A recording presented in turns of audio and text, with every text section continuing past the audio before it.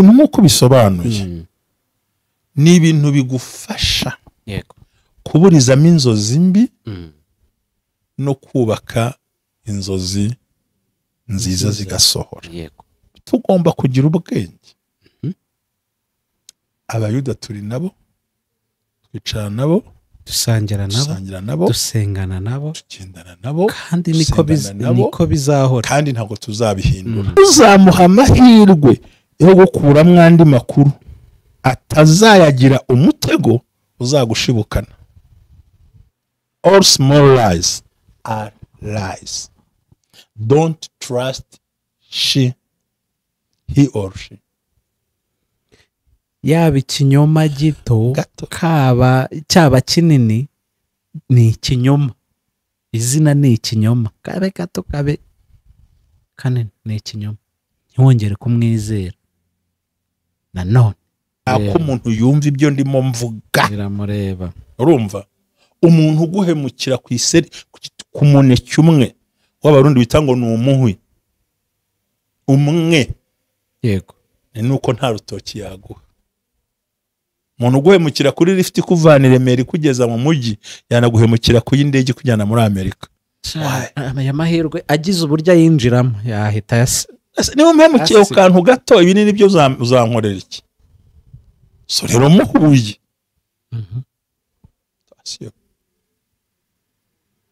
Ntitwibuka kugira ngo turakarire abantu, twibuka kugira ngo twirinde kongerwa muri wa mutego badushyizemo.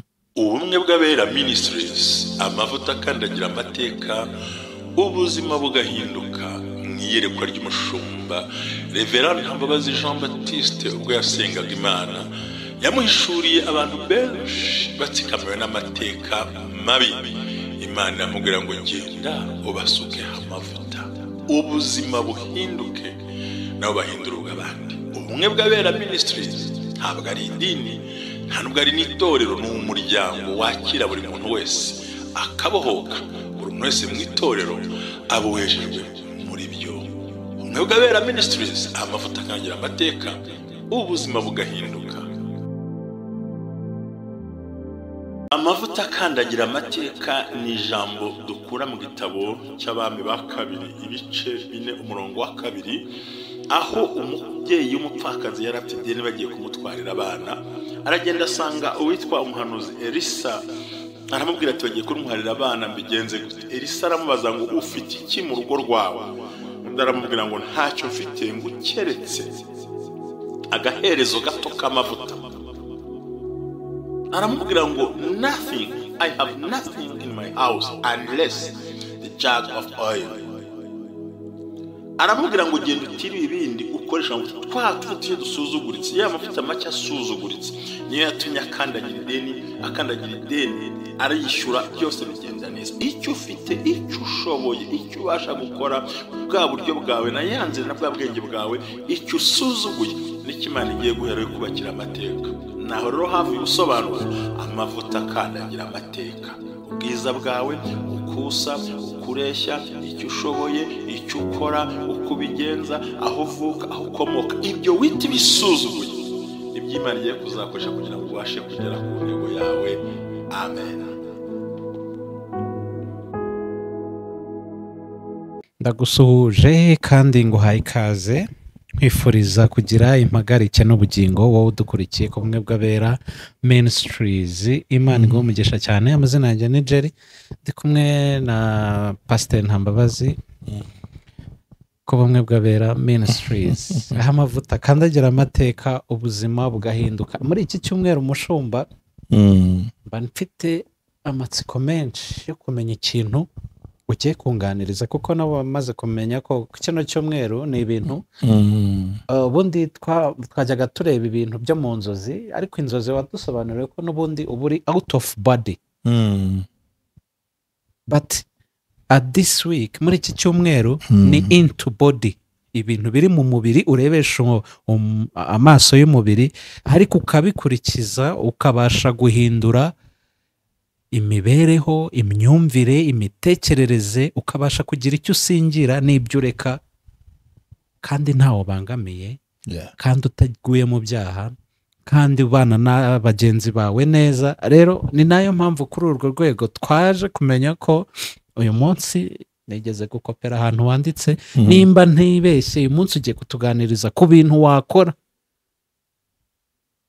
uzi ko hari umuntu kwanga. Nibyo nasomye neza cyangwa hari aho komeza ndagukosora yenda umuntu ubizi neza ko kwanga wakora iki? Ya urakoze cyane Imana ibaho umugisha. Unambaye neza anyway muri merci beaucoup. Icyo dushaka muri iyi minsi urumva kuwa kabiri ari byo nababwiye. Yego. Kandi mbabwira umunsi ni kuwa kane. Mbo ndababwira ikintu gikomeye cyane. Buriya ibi bintu nk'uko bisobanuye ni ibintu bigufasha kuburizamo inzozi mbi no kubaka inzozi nziza zigasohora. Kuko ibyo turota tuba dushyizweho dusinziriye tutari mu mubiri, ariko ibitubaho bigaruka ku mubiri wacu turi maso. Ni gute wenda izo ngaruka? Rero tugiye kureba nibura nk'uko bivuze ibintu bitanu ugomba gukora mu gihe uhuye n'umuntu ukwanga, ukugambanira, ubizi wenda ashobora kuba atubizi cyangwa ananabizi, ariko mwese mubiziranyeho. Ibi ntabwo ari uburyarya. Bavandimwe inshuti z'Imana mukuru kimwe bw'Abera Ministries, ongere mbabwire ngo icyo twifuza ni ukumenya ubwenge karwana intambara. Buriya ibiri ivuga ijambo rikomeye cyane, yavuze ngo mugire ubwenge nk'inzoka, mube nk'inuma zitagira amahugu, muti hagati y'amasega aryana, umenye uko uyabamo ntacyo wangije amasega aryana. Rero ni ibiki? Dore ibintu uzakora bitanu ukaburiza amanyete kandi ugakomeza ubuzima bwawe. Cyambere nagira ngo mbwire hano hantu na Yesu amatari ko Yesu uhugambanira ndati wo duhuriza kumbe yarabivuze. Ibintu muri ubuzima ugira ubundi ugira umuntu kwangira ubusa, ariko jewe burya mfite intego nihaye, aho kunkundira icyo ntari cyo uzanyangire icyo ndicyo. Ibyo nibyo. Aha rero tugomba kugira ubwenge. Abayuda turi nabo, twicara nabo, dusangira nabo, dusengana nabo, tugendana nabo, kandi niko bizahora, kandi ntabwo tuzabihindura kuko umwanzi w'umuntu n'umwegereye. Ijambo ikintu cya mbere ugomba gukora, uzirinde kumurakarira, uzamusekere, umwishimire, umuhanga amaso, uzabona we agenda ahinduka ababara kuko azi ibyo yagukoreye n'ubagikora. Kansubiriremo. Aho kugira ngo muhure akambisha agahanga wirakaza uce ku ruhande oya.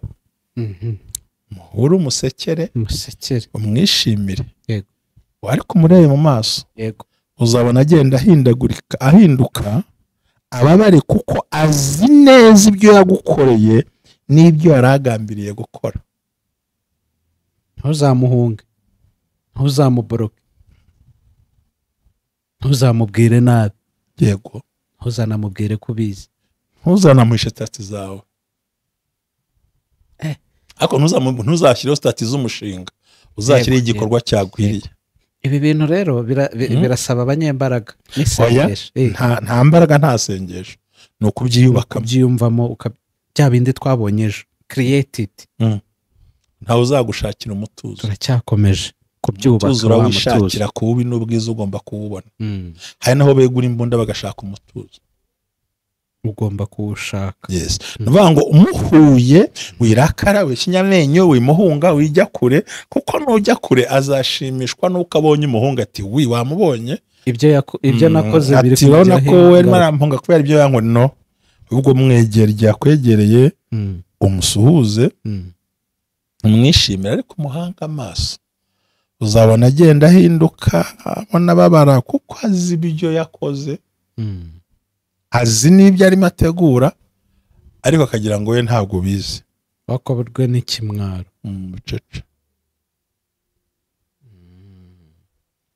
ako nakumvise sawa cyane. Ese waruzi impamvu ukora ibyo? Ni intambwe ya kabiri. Ariyo ntegereje kumva. Iya kabiri, ntuzamuha amahirwe yo gukuramo andi makuru atazayagira umutego uzagushibukana. Ntuzamuha amahirwe yo kumuha amakuru, yo kumuha andi makuru aguma nayo ayazi nayo, kuko numuha andi makuru ayategamo azahita gukubita umutego w'umushibuka. barabaririza atuye he, akora iki, ahembwa ngahe, yagiye aho noneho we ayagukeneyeho wowe visa ko murahuye urarakaye amakuru no ubwo ati wow twahuye. Calm down. Indyarya ariko ndimo ndakwima kongera kunkuramo ikindi kintu. Kakazi uracyagafite ukamwihorera. Ubundi iyo ushaka kwica umuntu akantu mu mutwe, umuntu ahubwira ikintu ugasa nkaho utacyumvise, ukamubwira ikindi. Ati kakazi uracyagafite. Nanimo nibaza mu rugo baraho ahita usubiza noneho ucyo gihe yakagaruyemo tuvuga uti ibintu abitsimbarayo. Turavuga akazi se ataketa akazi se shati muri iyi si nyine ni hatari bayi. Hambwe ya kabiri, ntuzamuha amahirwe yo kumenya andi makuru, yo kugira andi makuru akumenyaho ayakuye kuri wowe, kuko azayagira umutego w'umushibuka kandi uzawugwamo. aba yagushakaho ku giti cyawe, mwibwirire. Ubwo nuhura n'umuntu uzi neza akakwanga, atakwifuza, atagukeneye, yaba abizi cyangwa atagize gute, atabizi, atazi ko ugize ubizi.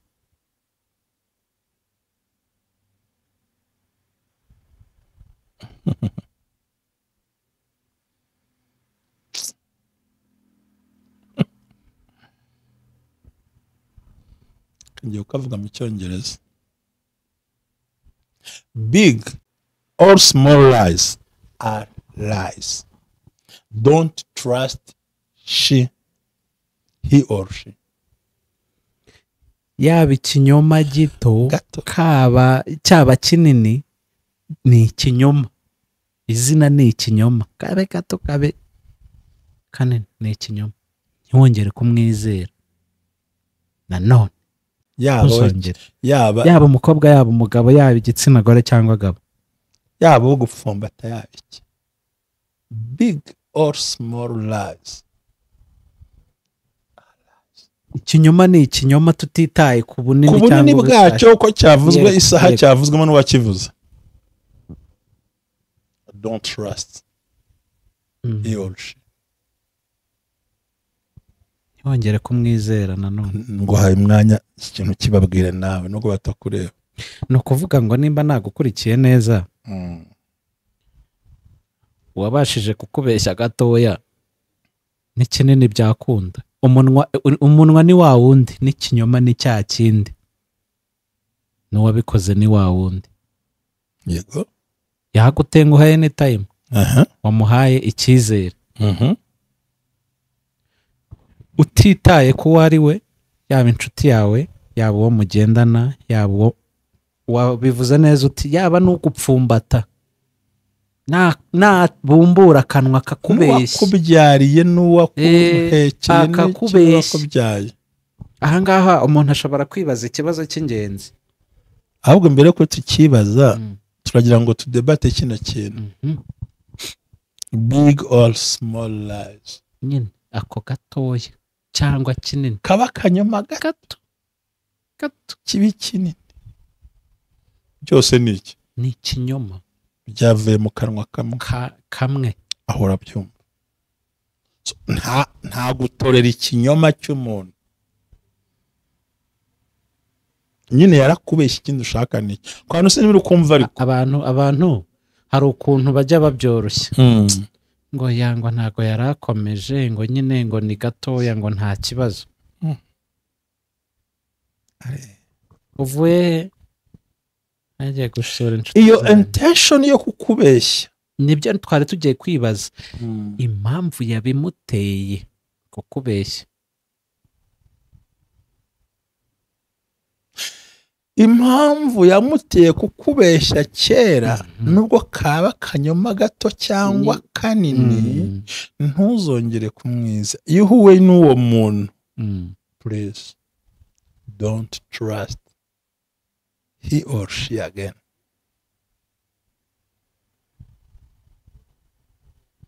twese ndeba cyane bantu mudakurikiye ntabwo muri kure. abantu sinzi hari ukuntu abantu bashobora kumva bati ese ko ari umugore wanjye buriya ntamwizeye nabigenza nte nabana nawe nte.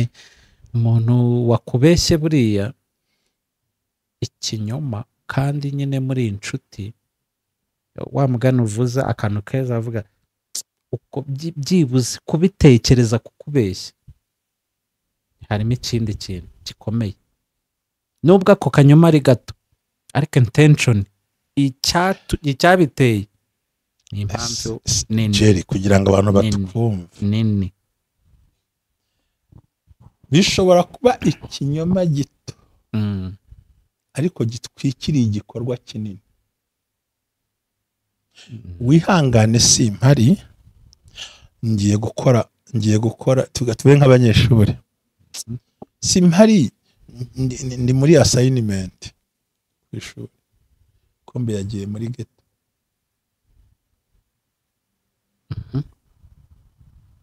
ntabwo urumva logique je Imana yampaye guhishurirwa. nk'ubu ngubu nkakubwira mushumba wihangane ntago turi buze gukora nagize ikibazo runaka ndarwaje ariko ushobora kuza ntinze waba uri kwitemberera ukabona nateye kamera ahandi ndimo ndakora usanze Remera nyine ayiwe urumva ni akantu gato mbeshye ariko gahisha ikintu kinini kiri bunyafekte. reka nguhe urugero umuntu arahagaze ati reka twitanga urugero nta muntu ushobora gutanga urugero twivugeho twebwe ati ahagaze mu modoka iva Nyabugogo ati uwo mwita Jiri ni umuntu mubi cyane kayivuga aranguruye agahita yisohokera. uvire nko mu Kinamba ajyanye iki kuri mubi Kinamba cya mbere uracyumva ngo tugiye Remera uviriyemo harya hasi muri parking usa nk'ujya ku Gisozi yego cyane ko Jira ari iki ari umuntu mubi nuvuga ngo buri parking yose wa parking kuzagera imodoka ishiramwe abantu sa kantu gato yaravuze ni gato akwafexe mu ruhe rugero kandi foto bayibona kuri cyane. akanyuma gato gashobora kuba kabyaye umugambi mubisha munini ubundi ni icyo ngicyo. niyo mpamvu rero bivuga ngo big or small lies are lies. ikinyoma gito n'ikinini byose ni ibinyoma. don't trust he or she. ntihongere kumwizera ab'umuhungu cyangwa ab'igitsina gabo ab'igitsina gore abenyo kabesa beso wanyu n'umuvandimwe w'amashumba y'ipasi uwo ari we wese. small big lies always lies. cyumvise wa muntu wakubeshye akwipretendinga akwereka ko ari inshuti akaguhemukira. ntihongere ikinyoma gito n'ikinini byose amaso muhe inseko ni mu mutima kuko icyo akeneye ni ukugira ngo awushikire noneho awubage nta kinya. icyo yifuza ni ukubona urira ubabajwe n'ibyo yagukoreye. uba ugomba rero guhura kuri ya ntambwe ya mbere useka umwenyura usa neza umwereka yuko nta mpamvu. aho birasobanutse cyangwa ntabwo bisobanutse. ikinyoma ni ikinyoma, ubugome ni ubugome, ubuhemu ni ubuhemu. nta buhemu butoya bubaho. ijambo ribi gusebya n'icyo uwagusebeje ko nyara ku buriri uri umugabo bingana no gusebeje ko wica umuntu. ubuhemu ni ubuhemu, ikinyoma ni ikinyoma. mbese ubugambanyi ni ubugambanyi. niba mbujije ko umuntu ampa amafaranga igiceri cy'ijana yaza kuba miliyoni yo wari kunyorohera biba birangiye nyine nibyo ndi kukubwira ariko mana mwanyumvise we umuntu wagoye mugera tuza ijambo ryumvise agahita akubwira ngo hoya ngo unyimishije igikombe cy'amata ubwo se birakubabaje ngo izi karakano gato unyimishije igikombe cy'amata ubwo ari nka gicuba cy'amata cyo wakimpesha ubwo zirumva bishoboka wowe unyimishije umuneke wa goro Michel umwe igitoki uzakimpesha onyamahirwe yo gukora ikiraka cya kamera umunsi umwe uzampa icy'amezi 2 ntabwo bibaho ntabwo uri kumva ibyo ushaka kuvuga njyewe ndi kubyumva nanabikuruye no kuvuga ngo ubugome buto buba butegura ubuhemu igikorwa kinini kigambiriye kuku ngo disi ngo yagarutse ngo arapfukama ngo aranarira ngo aranambwira ngo kari akantu gato ngo mubabarire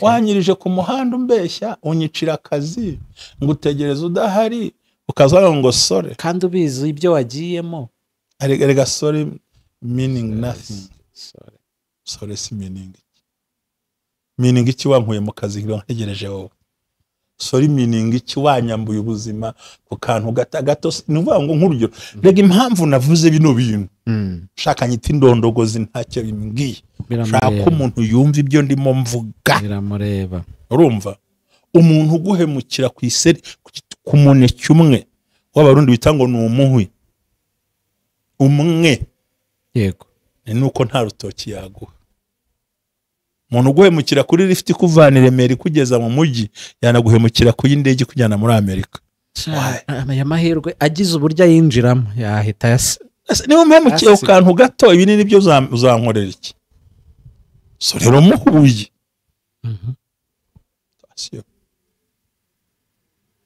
ntitwibuka kugira ngo turakarire abantu twibuka kugira ngo twirinde kongerwa muri wa mutego badushyizemo abantu batazajya bavuga ngo bari kwigisha abantu kuba incakura no kugira uburyarya n'umuti none se ubundi karizo ndyarya n'indyamiriza ariko none se abagambanira mu madini bavuye kandi bose basenga Imana imwe abatukana ku ma YouTube bose basanga ibintu bimwe kandi abarokore abasebanya se ntujye babona bavuga hariya mbabona rwose umuntu agafata isura umuntu akayandika ikintu kitabaho umuntu ashaka kumbwira iki se n'umuntu avuze ati atari ko buragiye mbona nagushakira undi mukozi jera akagenda ibyo ntacyo kubura hano birumvikana ariko se kuki urambwira ko imisi dukoranye nibura nta bantu bari kumenya ijwi kuri niveau international yego cyane niba ikiganiro kirebwa n'abantu banga hari mu ijwi ryawe urumva ako kantu hari ukuntu abantu binyora ikosa rito kumbi nyiraryo yakagize gato ariko nyiraryo wazi ibyo yakoze azi n'ibyo ari gupanga ibyo uburemere bwabyo iki kintu abantu bacyumve neza ariko ubundi nkubaza umuryango w'inzu ungana n'inzu ntibishoboka umuryango ni muto inzu ni ngari ni icyabashaka kwinjira mu kanyaho injira mu kantu gatoya uhita ufatirwamo imbere hanini mu rwobo rutoya cyane runini rwabayanga icyakandi natangira kuvuga abandi bantu ibintu bibi uzajye umuca mu ijambo kuko aragira ngo yumve iki kuvamo yenda kumuca mu ijambo harimo abantu babyumve neza sinzi nimba ari njye byumva kugira ngo iyo azi ko uziranye n'umuntu runaka aterura ikiganiro kuri we muri sanse negative muri kote negative kugira ngo yumve kumbe pasiteri muba muri kumwe ibi n'ibi jya tuca mu ijambo ati sora ati ibyo ndumva atari ngombwa reka twivugira ibitureba reka tuvuge ibyacu ibyo bireke by'abandi ku ruhande kuko we icyo akeneye aragira ngo ufungure umunwa azanakubwira n'ibyo banakuvuzeho jya umutega amatwi uceceke utuze umenye neza ngo kuko buriya nuhura n'umuntu ntimuganire ku mishinga yawe niye bwite agatangira guterura abantu menya ngo amagambo akuzaniye ameze nk'ari kurushyi ariko aje gukuramo ikamyo y'amagambo kandi izaba impamvu yo kwangwa n'abantu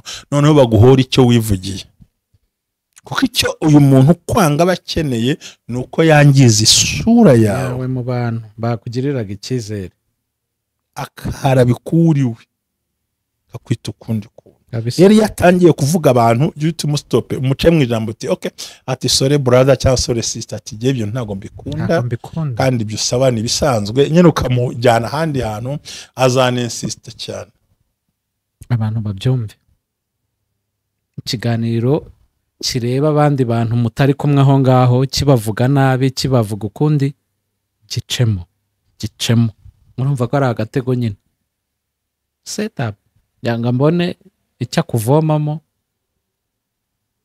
azagutegeraho kandi wivugiye n'umunwa wawe kiye kuvuga akantu ka gatanu gakomeye aho kanashekeje kari sofoni uzamureka avuge ujye umubwira ngo nibyo se byagenze gute kubera iki biraruhije hanyuma se mbega urangiza aho ngaho nurangiza umusezereho nta makuru umuhaye aka karuzuza icyo tuvuyeho erega burya ceri kuva nakwitwaje mu myaka 40 ingahe mfite cyamaso yabonye n'icy'amatwi yumvise ntawe cyakirishije mu byago ariko icyakanwa kavuze cyane pe urabona uzamureka avuge yinyuremo rero bakubwira imishinga agira ngo nawe ushyuhe umubwire ashobora no kukubwira imishinga itari yarimo kugira ngo akuvome yumva akakuvamo agukururemo ati urabona ngiye kujya okay so byoroshye ko biteye ubwo basore usiko bigoye ubundi se la birarushije okay sawa amasaha arageze bye angu se wihuse mwino amasaha arageze ni ibintu bitanu kumenya kwigobotora amaboko yo mu bishamuhuye ubizi ko atakwifuriza icyiza ubizi ko kwanga ubizi ko kurwanya ni ibintu by'imbaraga bituma umuntu abasha kumva yongeye kwibakamo icyizere yego atari ko warahindutse ati ko muri udashaka kuvuga uyu muntu mufite kuba mukorana kandi muzakomeza mukorana ariko nubwo katari mu ngingo twavuze ikimenyetso cy'uko umuntu atakwifuza atanagukeneye waba ukizi ikimenyetso cy'uko atagushaka atanakwifuza uri mu muvangira mu bwonko tangira kuganira akajya muri telefone akandika ntanabwire ngo sore reka nandikire uno muntu ukabona ari busy kuko wagiye aho udakenewe urabwira utagukeneye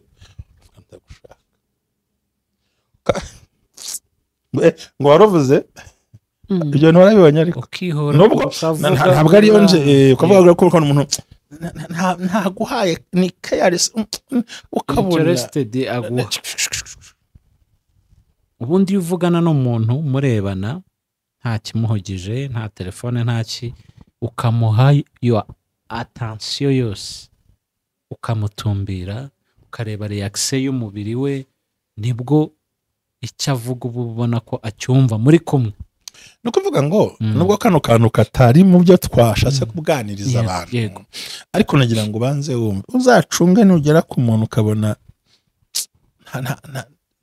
nta paying attention ku byo umubwira kuvuga muri telefone ubundi ushobora kuba ko mbwira nti sore reka subize message tuvugane ukabona yabona ka TikTok akabarasetse ati haryo baba ruvuze ngo iki nje na stopping akongera kuvuga kuko ndimo ndabwira utanyeneye ndavuga ibidakenewe ndimo ndajugunya inyuma yahuye ndimo ndatigiranye cy'ubusa nagombye guceceka message 5 azisoma nta gusubiza aho ndavuga face to face koko ushobora kuba mbangamiwe pe atambwa ngo sore reka nsubize no muntu muvugisha siko bimeze niko bimeze cyabwa nti uwo ngo usanzwe ati ndabona n'amasaha ageze reka tugende tuzasubira ubutaha ati next time ubutaha mu biki abantu bari usanga bakomereka imitima umuntu utazaguha igihe ngakumve akureba gutega amatwi nta mpamvu yo kumutakaza igihe cyawe kuko azaguha igihe ari we ukifitemo ko hari ibyo akeneye gukura muri wowe. nawe uzi ngo hari ibyo uri bumukure. Njya mbibona ku bavugabutumwa, aba amakuru ni meza ko ntaguheruka yose, tugutumire turagukumbuye, kwibaza mu kindi gihe cyose yari azi ko ntahari. ukagushaka ufite icyo gushakaho, niyo mpamvu akwaporochinze. Cyamuhombwe yakumva. Abantu reka baba bumva. Urakoze, numva njya nanagarukiriza aho ngaho, kereka niba hari ibindi wumva ushaka ko nkubwira birenze ibyo mvuze. Oya, nta birenze ibyo uvuze numvise. Reka ngushimire. Urakoze cyane. Abantu bamenye ubwenge, batumenye ko twitwara.